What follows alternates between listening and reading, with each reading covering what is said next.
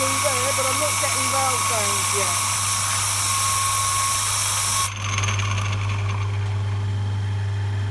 Well, I don't know about you, but I'm quite impressed by that.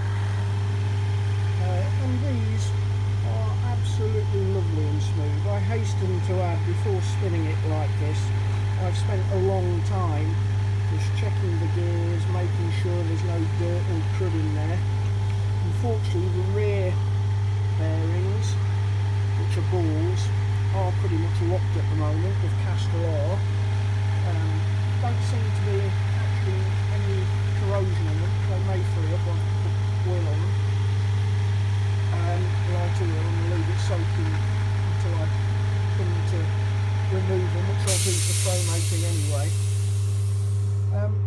You can see it's all assembled other than the camshafts and the cams were taken out.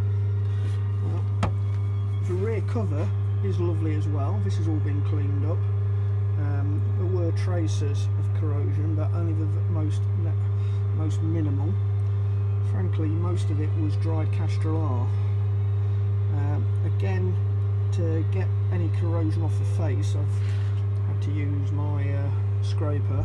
So I've got a special scraper for keeping things flat, but it does tend to remove the chromate. So I think I'm probably going to need to rechromate the covers.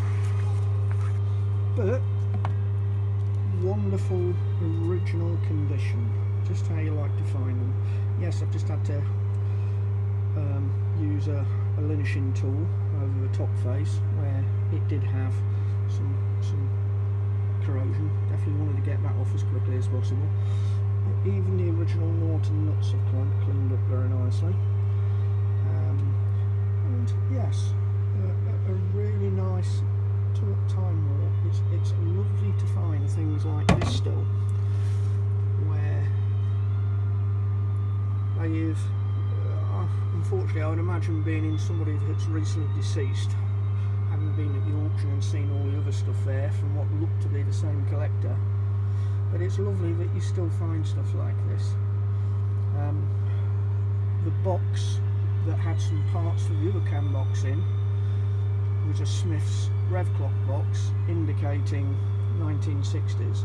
And I can't help but feel that might have been the last time the insides of this box has seen the light of day. I suspect somebody took the cams out and the camshafts out, maybe for use on another Cambox, and this was their spare. And frankly, even the pushers, which I've now freed off, the bearings look very, very good. I'm contemplating not changing them, as I know they're very difficult to remove.